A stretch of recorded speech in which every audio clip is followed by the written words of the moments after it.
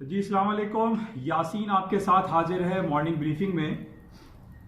आज इस हफ्ते का दूसरा वर्किंग डे है और जैसा कि मैंने आपसे ये कहा था कि ये हफ्ता कुछ शॉर्ट वीक रहेगा क्योंकि पूरी दुनिया में एक हॉलिडे मूड बन रहा है और क्रिसमस हॉलिडे और कल जो है वो क्रिसमस हॉलिडे की वजह से पूरी दुनिया की मार्केटें बंद रहेंगी। आज भी यूरोप की कुछ मार्केटें बंद हैं और रात में अमेरिका की और यूरोप की मार्केटों में थोड़ी सी अर्ली क्लोजिंग रहेगी। तो इस वजह से थोड़ा सा मार्केट में वॉल्यूम भी कम रहेगा, जिसकी वजह से माइट पॉसिबल के थोड़ा सा मार्केट में मूवमेंट स्लो रहे। लेकिन अक्सर हमने ये देखा है कि लेस वॉल्यूम में भी वन साइड मूव आ जाती है। अच्छा, अमेरिका की स्टॉक मार्केटें हम पिछले कई महीनों से, जैसे मैं आपसे कह रहा हूं कि डेली बेसिस पे अपने नए रिकॉर्ड हाई बनाती चली जा रही हैं और मार्केट जो है वो डाउन साइड पर नहीं आ रही है। और जिसको हम एक सांता रैली भी कहते हैं, जैसे मैंने आपसे ये कहा था कि जो दिसंबर की क्लोजिंग के मंथ्स होते हैं जून में या दिसंबर में, उसमें मार्केटें हायर साइड पे जाती हैं क्योंकि जो क्लोजिंग का जो सिलसिला रहता है उसमें हर कंपनी ये चाहती है कि उसकी बैलेंस शीट अच्छी दिखाई दे, उसका बैलेंस जो है वो अच्छा हो, ताकि मंथ एंड पे या खास तौर पे जो ईयरली क्लोजिंग ले लीजिए या क्वार्टरली क्लोजिंग ले लीजिए, उसमें उनकी बैलेंस शीट या उनकी स्टेटमेंट जो है वो अच्छी नजर आए, उसका बैलेंस अच्छा हो, ताकि वो ये अगले साल में उसका ये पॉजिटिव इम्पैक्ट आए कि लोगों के जहनों में ये रहे या ये रिफ्लेक्ट हो कि इस फला सर्टेन कंपनी की जो अर्निंग है वो अच्छी है, इस कंपनी की जो रिपोर्ट्स हैं वो बेहतरीन है। इस वजह से हम ये देखते हैं कि स्टॉक मार्केटों में तेजी दिसंबर में नॉर्मली रहती है। एक तो दिसंबर की क्लोजिंग की वजह से और दूसरा हम ये कहते हैं कि everything is okay, Santa rally कहलाती है। और उसकी वजह ये होती है कि हमने जितने भी ममालिक में देखें कि जब भी उनका कोई फेस्टिवल आता है, खासतौर पर क्रिसमस फेस्टिवल जो होता है, जिसको सांता रैली भी हम कहते हैं, उसको बेहतर बनाने के लिए बहुत सारी कोशिशें की जाती हैं। बिल्कुल वैसे ही जैसे पाकिस्तान में जब ईद उल फितर की छुट्टियां आने वाली होती हैं या रमजान उल मुबारक में जो छुट्टियां होती हैं, उसमें खास तौर पे हम ये देखते हैं कि कोई कोशिश ये की जाती है हुकूमती लेवल पे कि तमाम चीज़ें अच्छी रहे। बहुत सारे जो प्रिजनर होते हैं, जो जेल में बंद होते हैं, उनकी सजाएं भी माफ़ कर दी जाती हैं या उसको कट डाउन कर दिया जाता है। तो यह यानी एक गुडविल गेस्चर के अकॉर्डिंगली अगर हम देखें तो पाकिस्तान में जिस तरीके से ईद उल फितर में एक पॉजिटिव एटीट्यूड देखा जाता है, इसी तरीके से क्रिसमस हॉलीडेज में भी हमने यही देखा है कि पूरी दुनिया में एक अमन और शांति का पैगाम दिया जाता है। और पिछले 2 दिन पहले हमने ये देखा था कि नॉर्थ कोरिया के जो हेड हैं मिस्टर किम, उन्होंने और अमेरिका के दरमियान एक अच्छी पेशरफ्त हमें दिखाई दे, अच्छे कमेंट्स हमें दिखाई दे। ट्रंप और किम में एक अच्छी राब्ता भी कायम हुआ और उसमें पॉजिटिव एटीट्यूड देखा गया। अच्छा, इन तमाम पॉजिटिव हालात के पेश नज़र हमने ये देखा है कि स्टॉक मार्केटें जो है वो हायर साइड पे जाती हैं और यही कुछ हो रहा है कि अमेरिका की जो स्ट्रीम लाइन 3 स्टॉक इंडिसेज हैं, S&P, डाउ जोन्स और नेस्डैक, वो अपनी हिस्ट्री हाई पे डेली बेसिस पे चलती चली जा रही हैं और वापसी का कोई सफर दिखाई नहीं दे रहा। हालांकि जो हमारे पास खबरें आ रही हैं कि जनाब ट्रंप साहब का मुआवजा होना है, उनकी इंपीचमेंट होनी है हाउस ऑफ रिप्रेजेंटेटिव में। जो 2 हाउस होते हैं अमेरिका में, house of representative and senate, उन दोनों में से एक हाउस में ये ओके हो चुका है, कंफर्म हो चुका है कि जनाब ट्रंप साहब की इंपीचमेंट मुआवजे के लिए उनको बैठाया जाएगा और उनसे पूछा जाएगा कि जनाब उन्होंने यूक्रेन के प्रेसिडेंट को जो फोन किया वो अपनी उन्होंने प्रेसिडेंटशिप की लाइन को क्रॉस किया या नहीं किया। तो बहरहाल हाउस ऑफ रिप्रेजेंटेटिव में ये बिल पास हो चुका है, लेकिन सेकेंडली जो सेनेट में ये बिल आना है उसमें ये जो हमारे पास डिफरेंट खबर आ रही है कि सेनेट में ये बिल फेल हो जाएगा, रिजेक्ट हो जाएगा। उसकी वजह यह है कि अमेरिकी सेनेट में जो 100 लोग हैं, 100 लोगों की जो काबीना है, उसके अंदर ये बिल रिजेक्ट हो जाएगा क्योंकि 53 to 55% मेजोरिटी जो है वो रिपब्लिकन की है, ट्रंप की पार्टी की है। इस वजह से जो हमारे पास रिपोर्ट्स आ रही है उसमें एक कहा जा रहा है कि ट्रंप साहब की इंपीचमेंट नहीं हो पाएगी। अच्छा, इसी वजह से हम ये देख रहे हैं कि इस इम्पीचमेंट की जो बातें बहुत ज़्यादा तमाम मीडिया में और अखबारात में ये सुर्खियाँ लगी हुई होती हैं, लेकिन इस इम्पीचमेंट का नेगेटिव इम्पैक्ट कोई भी बाजार में नहीं पड़ रहा है और इसी वजह से स्टॉक मार्केटें रोज़ बरोज़ हाई पे हाई बना रही हैं। और अब इस साल का आखिरी दिन चल रहे हैं, इस महीने के आखिरी दिन चल रहे हैं, उसमें भी हम ये देख रहे हैं कि डेली बेसिस पे S&P, डाउ जोन्स, नेस्डैक अपने नए रिकॉर्ड्स मुरतब करती चली जा रही हैं। अच्छा, अभी जो इस सेनेट में जो ये बिल पास होना है कि उनकी इम्पीचमेंट होनी है या नहीं होनी है, वो फर्स्ट वीक ऑफ जनवरी की खबर आ रही है कि 6 या 7 जनवरी को वो बिल सेनेट में पेश किया जाएगा और उसको देखा जाएगा कि क्या आया उसकी इम्पीचमेंट हो पाती है कि नहीं, क्योंकि ये बड़ा टर्निंग पॉइंट होगा। इसमें अंदर खाने में ये भी हो सकता है कि कुछ रिपब्लिकन पार्टी के लोग ऐसे जरूर होंगे उन 55% में से जो ये चाहते होंगे कि जनाब ट्रंप की इम्पीचमेंट होनी चाहिए, क्योंकि डिफरेंट खबरें हमारे पास ये भी आ रही हैं कि जनाब वो तो जब वोट डलेगा उस वक्त हमें पता चलेगा कि क्या रिपब्लिकन पार्टी के कुछ लोग वो बागी हैं या नहीं है, कि वो डेमोक्रेट में या नेंसी पेलोसी के साथ जाके मिल गई हैं। बहरहाल ये जब उसकी इम्पीचमेंट की जो वोटिंग होगी उस हवाले से हमें उस दिन पता चलेगा और ये बड़ा टर्निंग पॉइंट होगा। अगर सेनेट में ये बिल पास हो जाता है, जिसके इम्कानात कम है लेकिन कुछ भी हो सकता है, बहरहाल सेनेट में वोटिंग तो होनी है। अगर उस वोटिंग में कुछ रिपब्लिकन पार्टी के जो कि अब पता तो नहीं चलेगा कि वोटिंग में किसने यस में डाला और नो में डाला, अगर वो सर्टेन जो रिपब्लिकन पार्टी के लोग हैं वो डेमोक्रेट के हक में ये डाल देते हैं और ये कहते हैं कि नहीं सदर साहब की इम्पीचमेंट होनी चाहिए, तो फिर तो सदर साहब को बैठना पड़ेगा ट्रंप साहब को कुर्सी पर और बताना पड़ेगा कि भाई उन्होंने अपनी लाइन को क्रॉस किया और जो यूक्रेन के प्रेसिडेंट को फोन किया तो आया, उन्होंने किन बेसिस पे किन रूल्स को फॉलो करते हुए किया। तो बहरहाल अभी तक जो खबरें हैं उसमें यही कहा जा रहा है कि ट्रंप साहब की इम्पीचमेंट हो सकता है कि ना हो। अच्छा, इसके साथ कुछ यूरोप की हम बात करते हैं। यूरोप में आप देख रहे हैं कि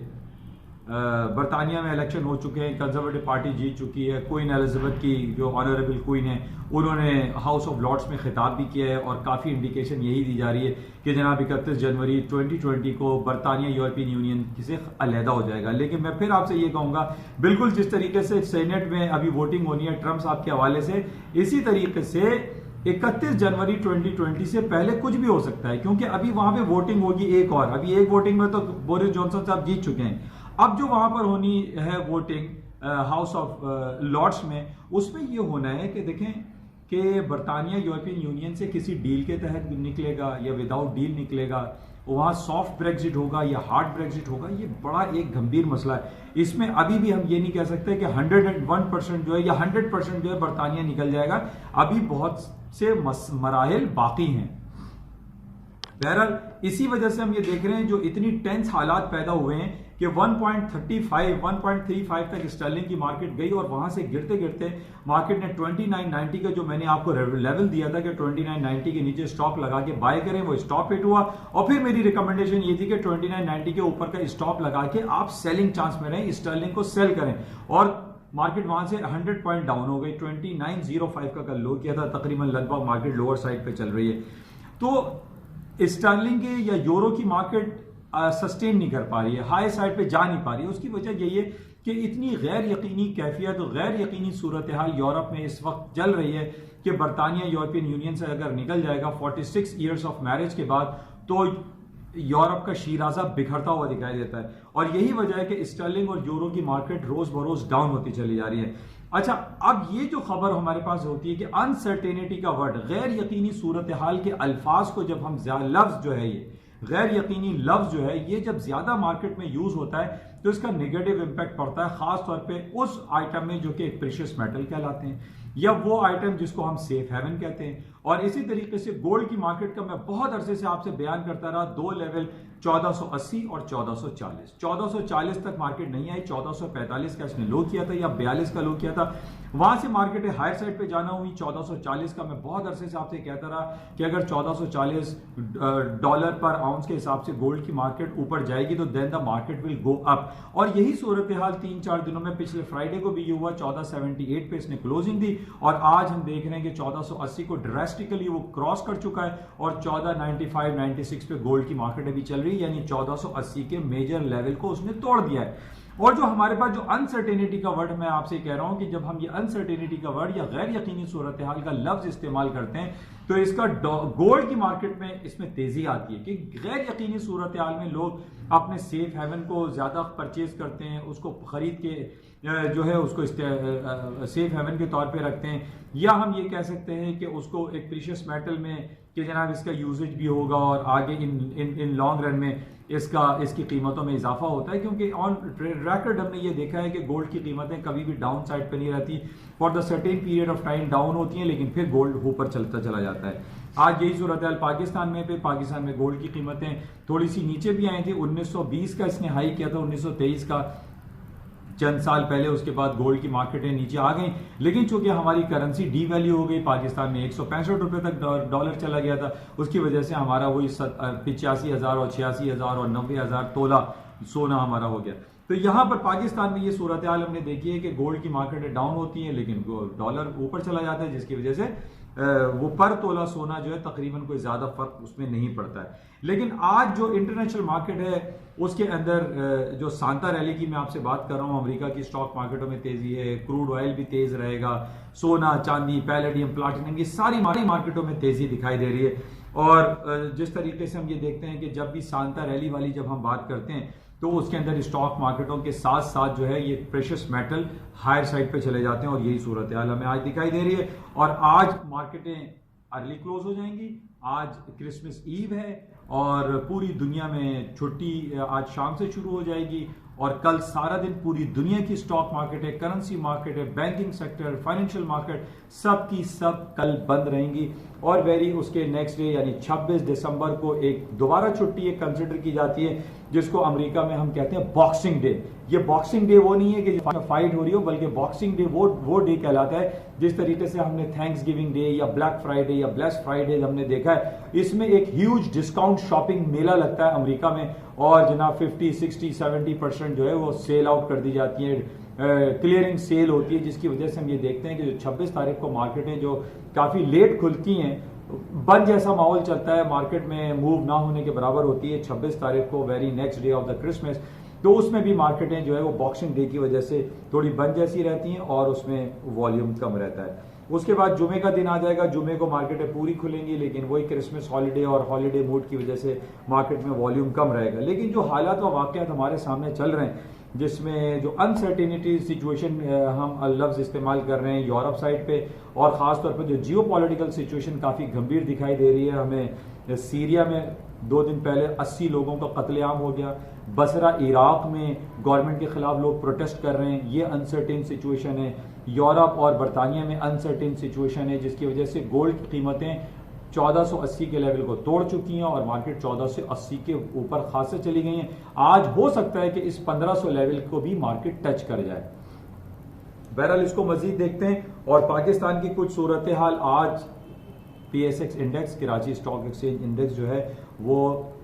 41,000 तक गया था, वहां से टूटते टूटते 39,000 के अंदर आ गया, और 39,500 400 मार्केट चल रही है, तकरीबन 400-500 पॉइंट मार्केट डाउन है। उसकी वजह हम ये कह सकते हैं कि जो हमारे पाकिस्तान और इंडिया के दरमियान जो बॉर्डर लाइन पे सिचुएशन है वो काफ़ी सीरियस कशीदा दिखाई देती है, जिसकी वजह से स्टॉक मार्केट पे नेगेटिव इम्पैक्ट आ रहा है, और स्टॉक मार्केटें हमारे डाउन साइड पर हो रही हैं। और जिस तरीके से हम इंडिया में देख रहे हैं, अक्रॉस दी बोर्ड पूरे इंडिया में एक आग लगी हुई है, और नरेंद्र मोदी बीजेपी की तरफ से एक जो नया कानून लेकर आए सिटीजनशिप अमेंडमेंट बिल, उसके खिलाफ पूरा इंडिया सरापे एहतजाज है। कल भी हमने देखा पूरा मीडिया इस पे छाया हुआ था, लोग सड़कों पर है, पूरी बॉलीवुड इंडस्ट्री सड़कों पर है, हालांकि उसमें हिंदू लोग हैं और हिंदू इस बिल को नेगेट कर रहे हैं कि जनाब ये नरेंद्र मोदी की तरफ से जो बिल लाया गया है, कांग्रेस उसको नेगेट कर रहा है कि जनाब ये मुसलमानों के खिलाफ एक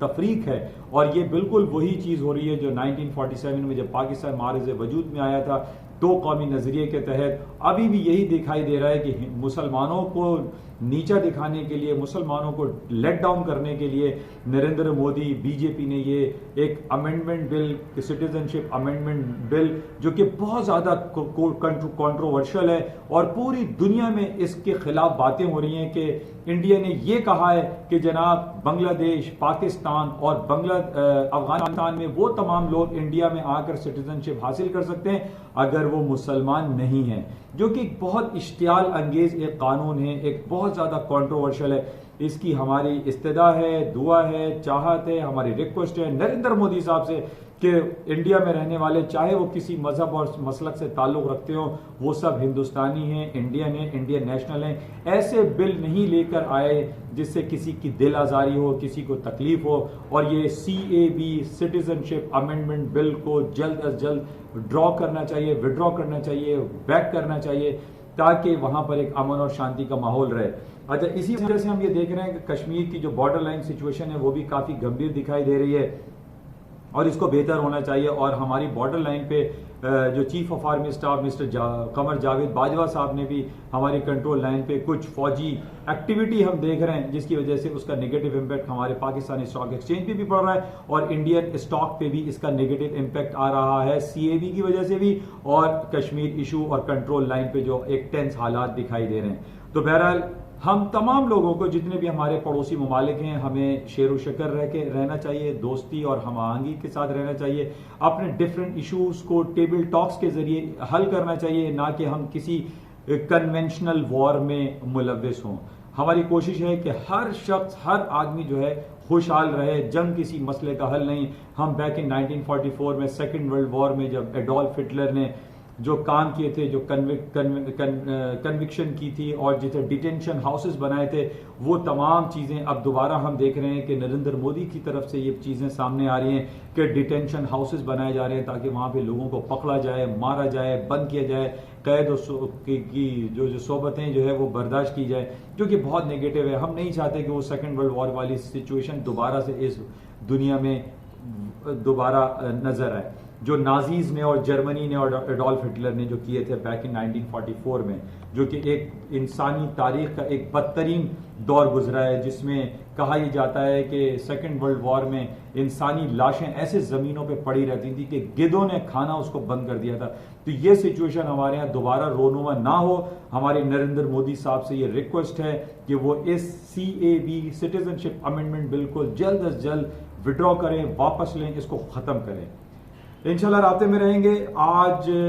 मार्केटें जो है वो जल्दी बंद हो जाएंगी, कल सारा दिन छुट्टी रहेगी। इंशाल्लाह फिर डे आफ्टर टुमारो, परसों आपसे मुलाकात होगी। उस वक्त के लिए मैं आपसे इजाज़त चाहता हूं और जाते हुए मैं आपसे दोबारा ये कहूँगा कि इस YouTube चैनल को प्लीज़ सब्सक्राइब जरूर कीजिएगा। Thank you.